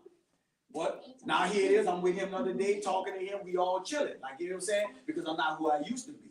You know what I'm saying? But when you give people opportunity to see transformation in you, and for a long time, that's when you see, okay, maybe you is changed. And that's why I understand why God brought me back to Luxury, because people know me from Luxury. People know my family, and they knew the foolishness that I was involved with. And then he put me on Front Street. I ain't never want to live on I hate like being like super visible. I want to live in a cul-de-sac. I want to be out the way. God said, no, you're going to live right there on the main street where everybody pass blowing, and you waving, you don't know who you waving at. I'm like, man, I don't know who it is. And then somebody says, man, that was me. Oh, okay. You know what I'm saying? What you got? You guys said, like, kind of like, so, like, life is, like, kind of short, so, like, don't use it, like, long. Yeah, don't waste it. Awesome. All right, now who else want to volunteer before I start calling people? All right. Watch who you make friends with and what you do with them. Watch who you make friends with and watch what you do with them. Because everybody not your friend. Everybody ain't real and everybody ain't your partner. All right, so who gonna volunteer before I start calling on people? Well, next volunteer. Last call. No move. So y'all ain't volunteering? Going once? Going twice? I'm gonna start right here since you got your head down and you don't want me to call on you. So what was something that I said that you were like, man, I like that. That made sense. Everybody not your friend. Of course you're gonna say it. He just said that. Nah, that's good. We can do that. We can do that. All right, we can go over here, ma'am. Achieving your goals. All right, what you gonna do once you achieve your goals? Go. What you gonna do with that? Now you accomplish your goal. Now what? What's the next step? Make a difference. Make a difference. Make an impact. Yeah, let's go. Don't do things in your life. Don't what? Do things in your life. Don't do things that in your life. To end your life. In your life. In your life. Yeah, that's big.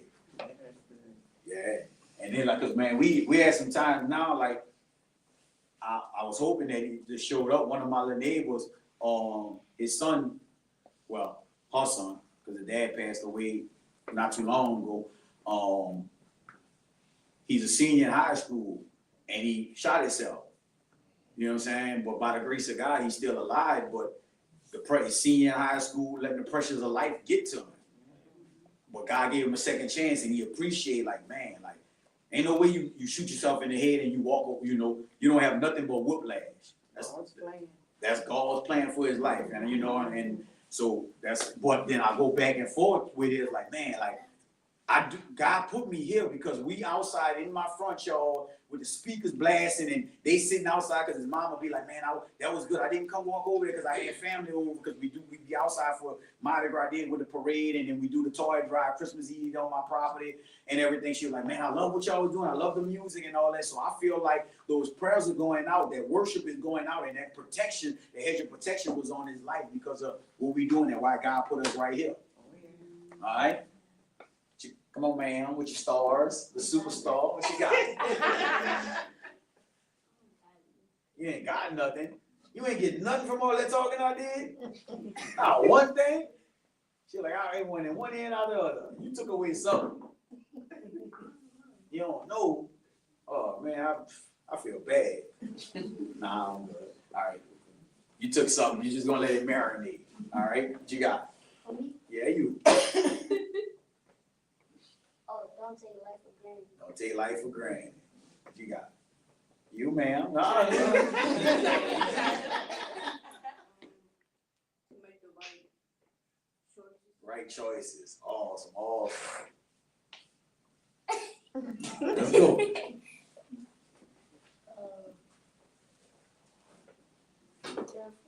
What you do before you do it. Be careful what you do before you do it.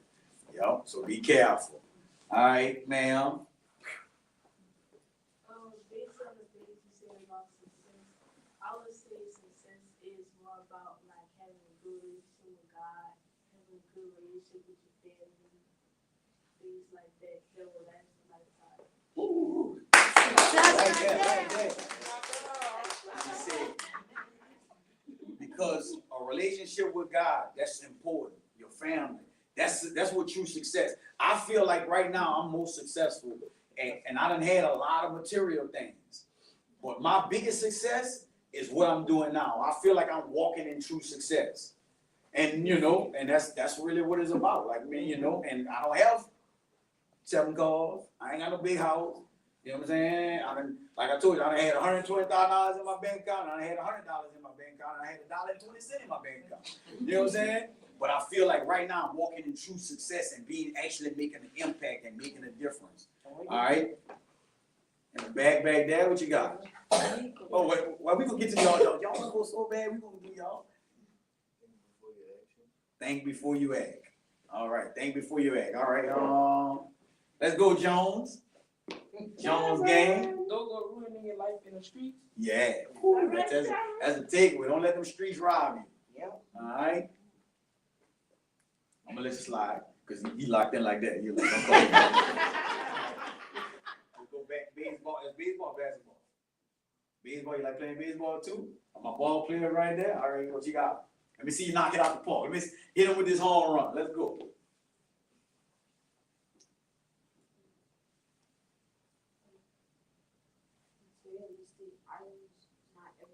Yeah, materialistic items is not everything. All right. Come on. Let's go. You don't know. You got something. Tell me something. Tell me one thing you got. One thing that made sense to you. Like, okay, I get it. That's cool. That you can go back and tell somebody else. Something you can go tell your cousin. Man, that man talked and he said this. You ain't got nothing for me? Nothing? All right. I'm gonna let you slide just because you ate. We passed that 8-minute attention span. Your age is your attention span. So I appreciate you for sitting and chilling the whole time. Value life while you got the opportunity. Right now. So what's the hardest part of the day?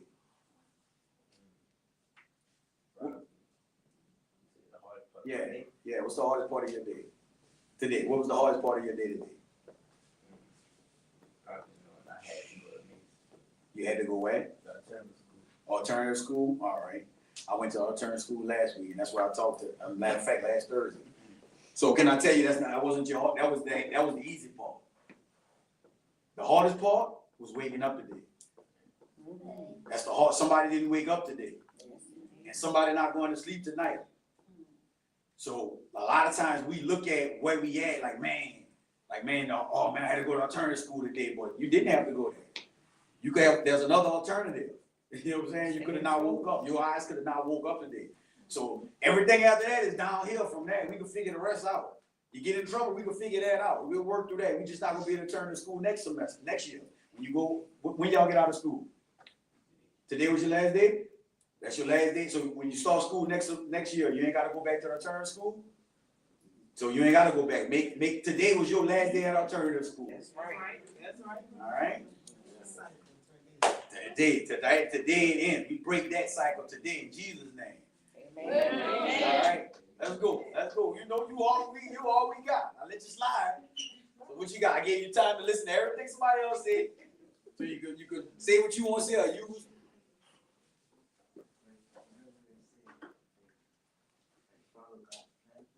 Follow God's plan for your life. And I forgot you almost slid by me over there. I forgot you was back there. All right, what you got?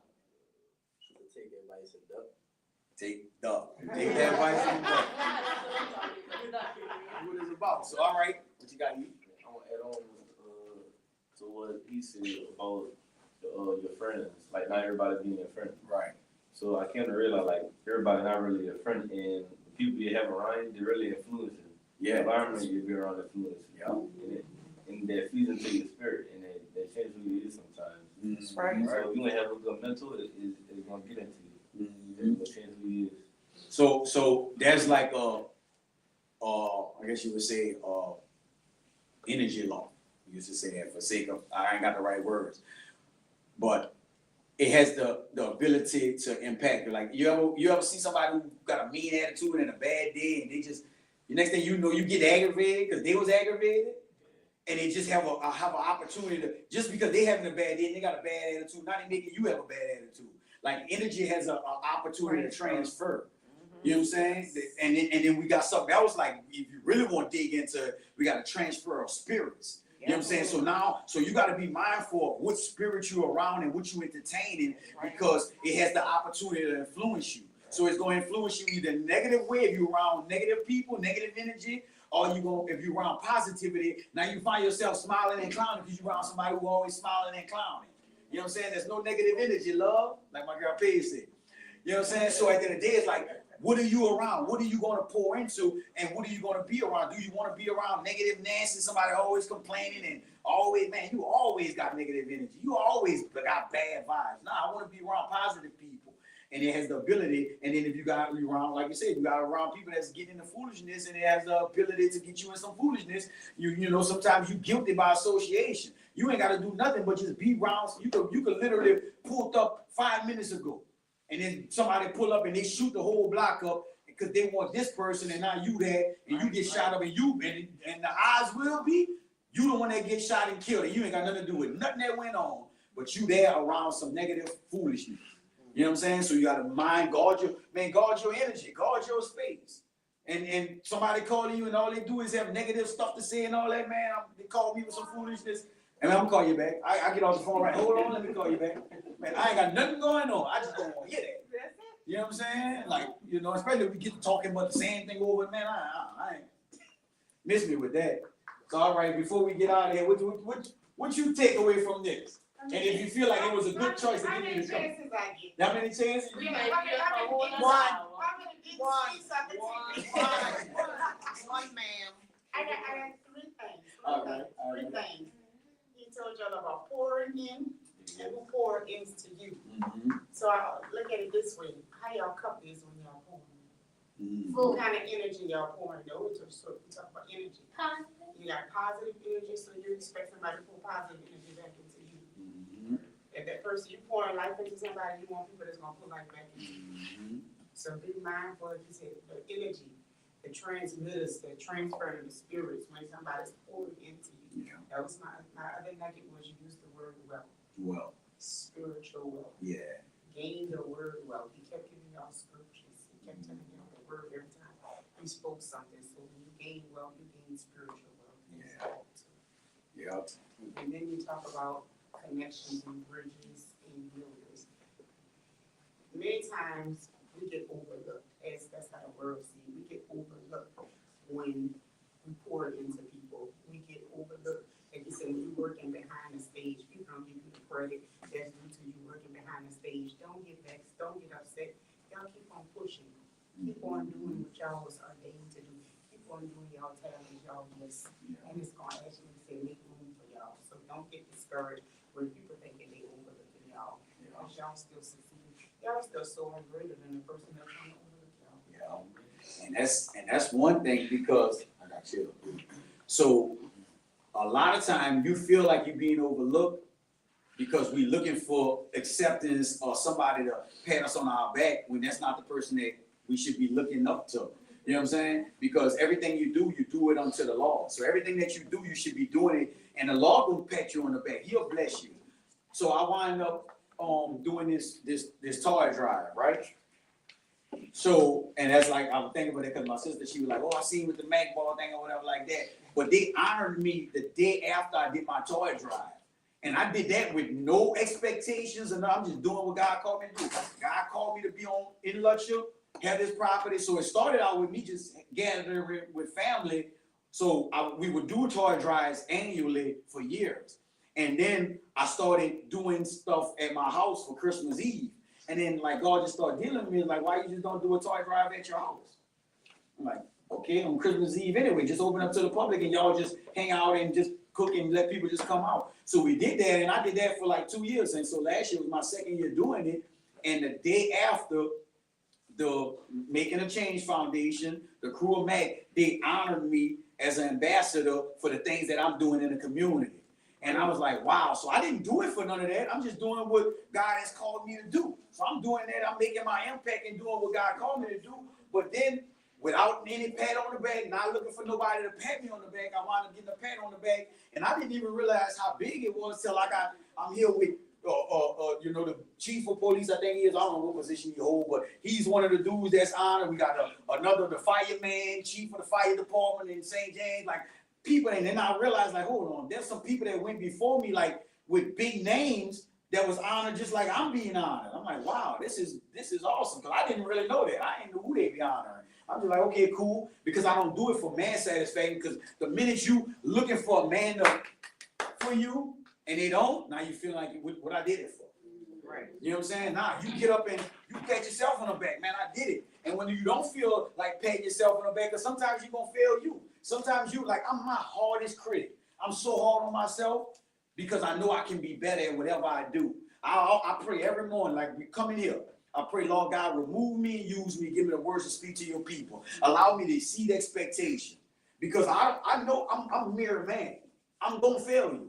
I'm going to tell you something you don't like. I'm going to do something you don't like. I'm going to fail you. I'm not going to pick up the phone when you call in and you feel like I should pick up the phone. I'm going to miss the ball because I'm a man.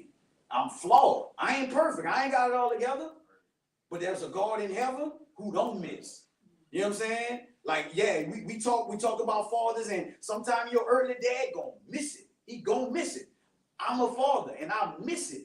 You know what I'm saying? But we got a heavenly Father that don't miss. You know what I'm saying? And that's what you gotta strive to be like. And that's why he say even greater things you're gonna do. You saw I did this, you're gonna do greater things. And that's what we strive to be better. And I'm hard on myself because I know, like, sometimes I'll just do the bare minimum. Let me see something. Everybody raise your hand. All right, now raise it up a little higher. Why y'all didn't raise it that high the first time when I told y'all raise it? Instantly, we just do the bare minimum. I raised my hand. And then we pushed up for more. Like, okay, I got higher, I got more in you. So what if we approach life and go high as we can? Give it all. And then and you do it that much, and then God might give you a little bump, and you can stand right to it and raise up a little high. He give you a little boost.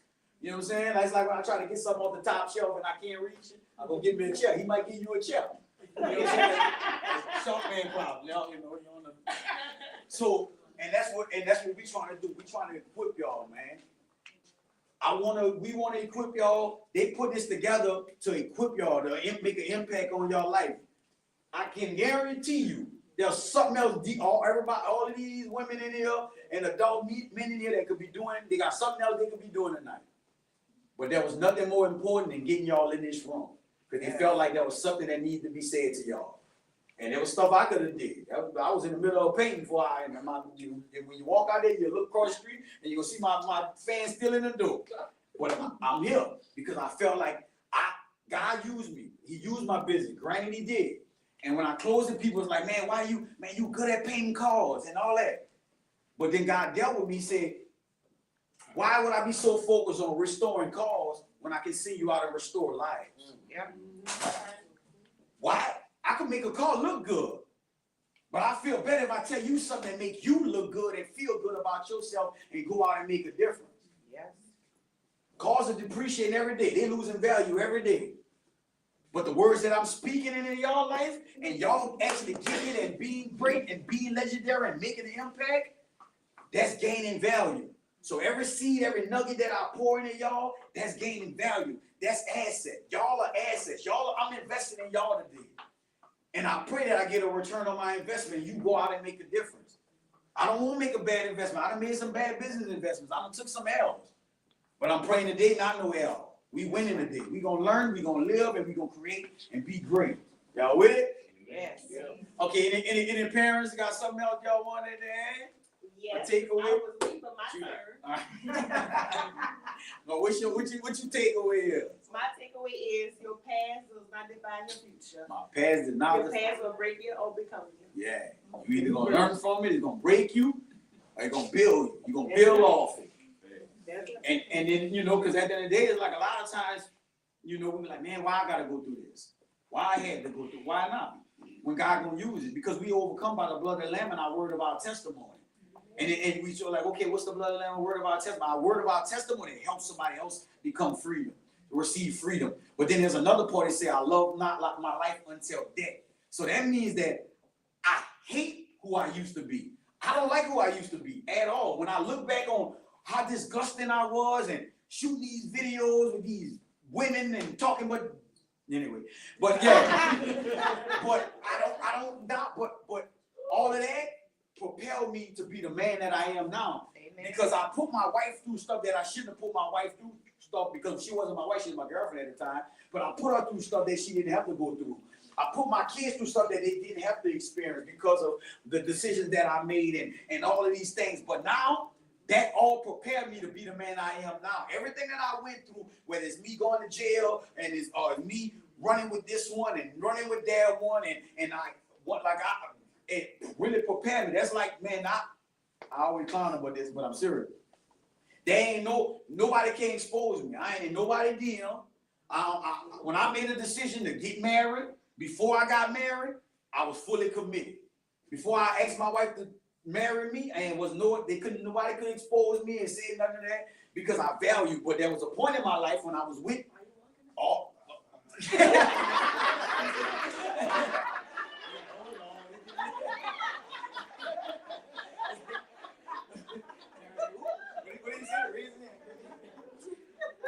But that's the thing, like I'm not living like that, but in value, and I've always valued marriage because I've seen my parents was married, and I've seen it, they ain't all had it together, but I've seen this relationship and how you steward that, and then once I became a man of God, I understand that God honors marriage and the covenant. You know what I'm saying? So me basically cheating on my wife, telling God the woman he gave me ain't good enough. Amen. You know what I'm saying? So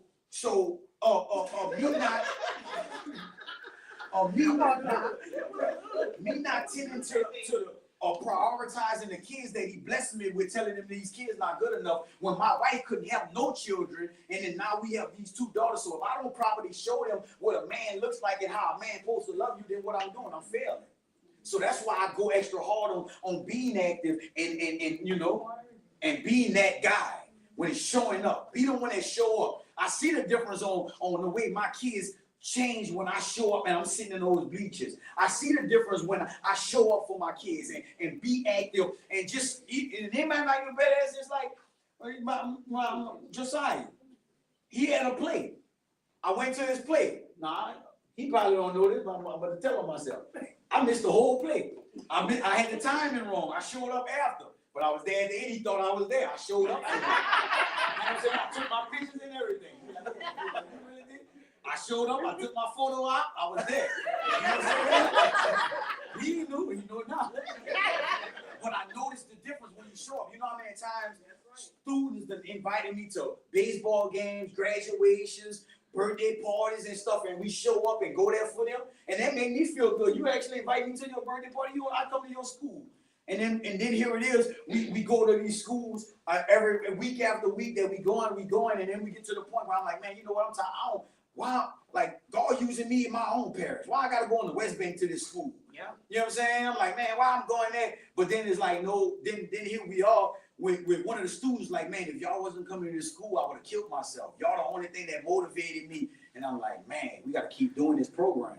You know what I'm saying? But then they showed me, like God showed me how to steward my time better, and instead of not going to show up at these schools because I got work that I need to be accomplishing, you know what? I'm gonna go to these schools and I'm gonna reschedule this appointment, and I'm not gonna paint your car last Saturday like I was supposed to, because I went to 2 schools last week. You know, so they're like, you know what? Just do it next week. You know what I'm saying? And it was okay with it. I hope you're okay with it. So you should be okay with it now. So the joke is, I was supposed to fix our car last week, but I had to go to 2 schools, and I messed my schedule up, so I wasn't able to do it, so I fell behind. But the impact that I made, and then not only that, and she's able to be here and say, like, okay, well, cool, he doing what he got to do. But I make that necessary effort to make myself available to be able to pour into these kids. You know what I'm saying? Because if somebody would have been able to pour into me when I was in school, I probably would have went a different direction. And I'm grateful for what I did go. I'm thankful for my testimony. But if I could have avoided some of the foolishness, I would have been glad to avoid some of the foolishness. Right. So yeah. So anybody else got a takeaway? I'm proud of you. You proud of me? I'm proud of you. All right, man. My buddy said he proud of me. The one that walked out? Yeah. We grew up. Yeah, because he know. You know what I'm saying? He watched me go through my transition, so he can appreciate it, and he know it's authentic because he know that this is me, and I ain't getting paid to be here. You know what I'm saying? So it's not like, oh, I probably go talk to them because I need the extra money. Nah, I'm coming here because I'm making a deposit. You know what I'm saying? And I'm expecting a return from each and every one of y'all. Y'all owe me. That's right. And you don't owe me no money. You just owe me being great. That's right. You just owe me you giving it 100%. You know what I'm saying? So when you make it to the league or whatever God usually do, man, you know, you ain't gotta shout me out, but just, you know, hit that ball a little harder because of this conversation. You know what I'm saying? You show up. That's like one of the kids, they had playoffs and they lost yesterday, but I'm like, you left it all on the field? He was like, yeah, that's all. I'm happy. You might not win every game, but you better play every game. Give it 100%. All right, so that's my time. Y'all got any questions, anything to say? Any parent, anybody got? Nothing. You're like, okay, no, let's wrap this up. I enjoyed it. So I want to do something with y'all. I don't know if we got this ain't school, so I don't get no consent. I want to take a picture with y'all. At the schools, I'll be able to get a consent form and everything else. Let me see if I can squeeze everybody in there.